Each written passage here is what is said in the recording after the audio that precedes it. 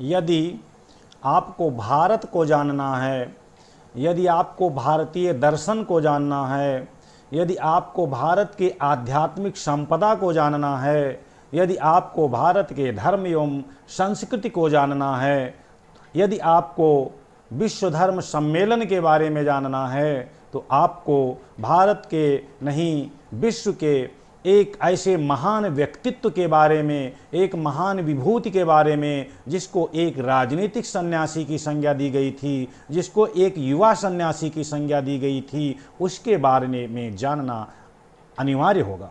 वो कौन थे? वो महान व्यक्तित्व स्वामी रामकृष्ण परमहंस जी के परम प्रिय शिष्य स्वामी विवेकानंद जी थे, जिन्होंने 11 सितंबर सन 1893 में आयोजित होने वाले शिकागो विश्व धर्म सम्मेलन में जाकर के भारतीय दर्शन का, भारत के अध्यात्म का और भारत के वैदिक वांग्मय का, उपनिषद का विशद विवेचन लोगों के सम्मुख प्रस्तुत किया और विश्व धर्म सम्मेलन में आए हुए विश्व के महान धर्माचार्यों को अपने वक्तव्य से प्रभावित किया।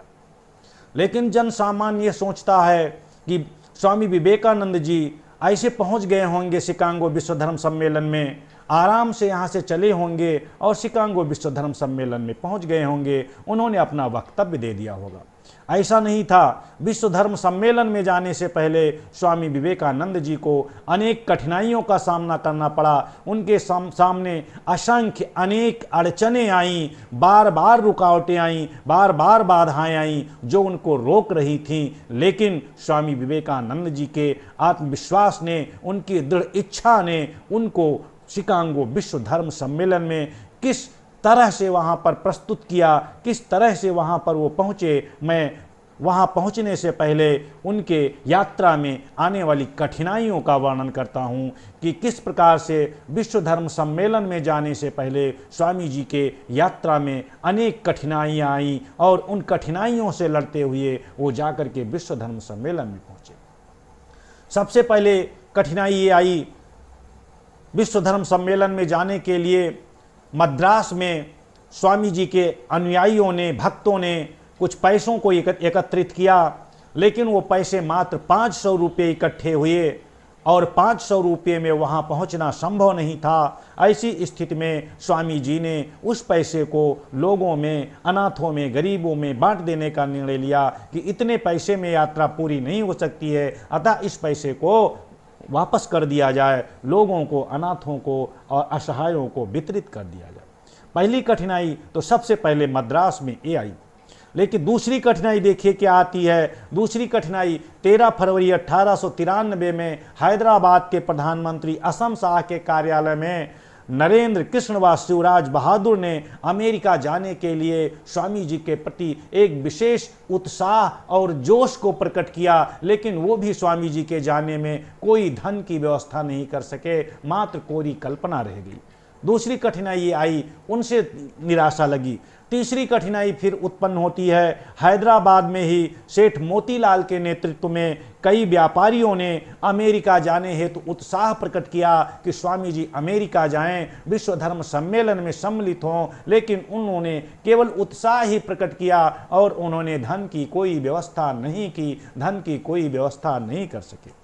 पुनः चौथी कठिनाई, मैसूर के महाराजा भास्कर जो सेतुपति ने वादा किया कि मैं स्वामी जी को विश्व धर्म सम्मेलन में भेजूंगा, लेकिन वादा करने के उपरांत भी उन्होंने धनराशि उपलब्ध नहीं कराई। इस प्रकार से धनराशि के उपलब्ध कराने के संबंध में स्वामी जी के इस यात्रा में इस प्रकार से कठिनाइयां आईं।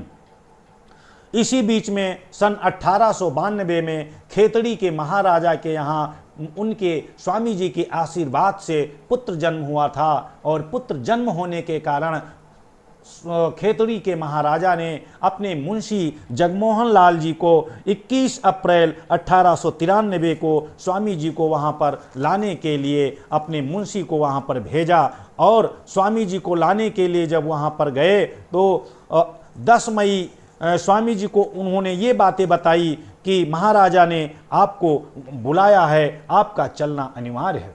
स्वामी जी खेतड़ी के महाराज के यहाँ पर आए और खेतड़ी के महाराज जी ने 3000 रुपये जो स्वामी जी के यात्रा के लिए विश्व धर्म सम्मेलन में जाने के लिए 3000 से अधिक रुपए की आवश्यकता थी, लेकिन जो राज का कोषागार की व्यवस्था थी वो 3000 से अधिक रुपए देने का उसको आदेश नहीं था। ऐसी स्थिति में खेतड़ी के महाराजा ने कहा, मैं अपने व्यक्तिगत रूप से आपको पैसे की व्यवस्था करूंगा और मैं शिकागो विश्व धर्म सम्मेलन में भेजूंगा।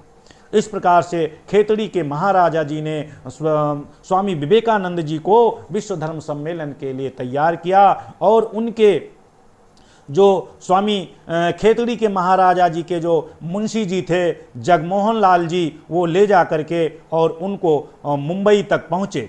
और वहाँ पर जब पहुँचे तो उन्होंने शिप में स्वामी जी के लिए प्रथम दर्जे का टिकट लिया स्वामी, और इससे पहले स्वामी जी के लिए रेशमी कपड़े पहनने के लिए, अंगरखा बांधने के लिए, सिर पर साफा इत्यादि को रेशमी लिया। लेकिन स्वामी जी ने कहा, नहीं, ये तो बहुत महंगी चीज़ें हैं, ये एक सन्यासी के लिए ये नहीं चाहिए, सन्यासी को तो एक सामान्य वस्त्र चाहिए। फिर जब प्रथम दर्जे का टिकट लिया गया शिप में, उसके लिए भी स्वामी जी ने विरोध किया कि नहीं, इतना खर्चीला नहीं होनी चाहिए हमारी यात्रा, मैंने तो केवल अपेक्षा की थी कि हमें सामान्य वेश से वहाँ पर भेज दिया जाए।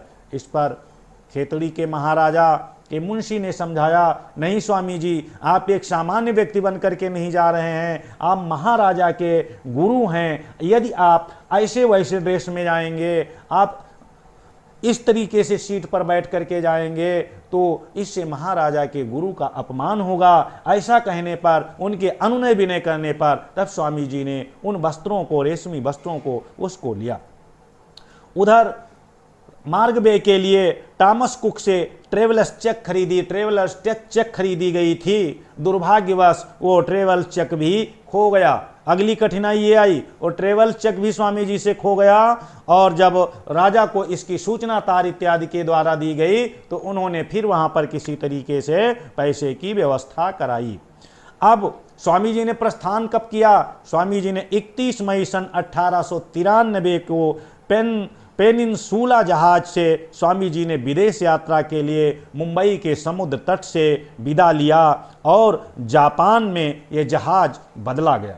स्वामी जी जिस जहाज से प्रस्थान कर रहे थे उस जहाज में भारत के महान उद्योगपति जमशेदजी टाटा भी उनके साथ यात्रा कर रहे थे। स्वामी जी ने यात्रा करते हुए भारत के औद्योगिक नीति पर भी चर्चा की। लंबी यात्रा के बाद स्वामी जी 25 जुलाई 1893 को अमेरिका के बंदरगाह वैंकूवर पहुंचे। यहां पर उनकी मुलाकात डार्टमाउथ के विद्वान प्रोफेसर सेनबर्न की पुत्री डार्टमाउथ के विद्वान प्रोफेसर सेनबर्न की पुत्री कुमारी केंट सेनबर्न से हुई। केंट से विदा लेकर के 2000 मील की लंबी यात्रा करने के बाद स्वामी जी 30 जुलाई 1893 को शिकागो पहुंचे।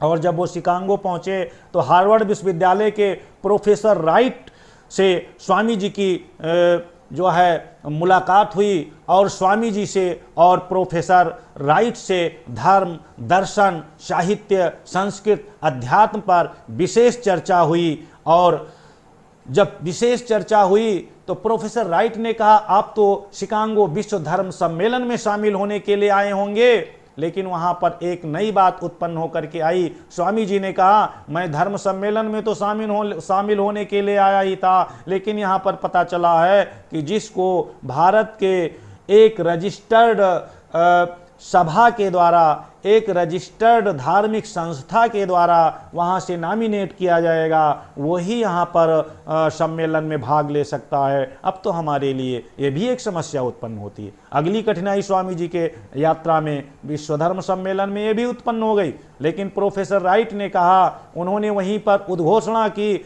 यदि अमेरिका के सारे धर्माचार्यों को, सारे विद्वानों को एक तरफ रख दिया जाए और स्वामी जी को एक पलड़े में रख दिया जाए तो स्वामी जी का पलड़ा भारी होगा। स्वामी जी इतने विद्वान हैं, इसलिए स्वामी जी को किसी भी भारत के संस्थान के द्वारा प्रमाण पत्र ना दिए जाने होने पर भी इनको विश्व धर्म सम्मेलन में शामिल होने दिया जाए।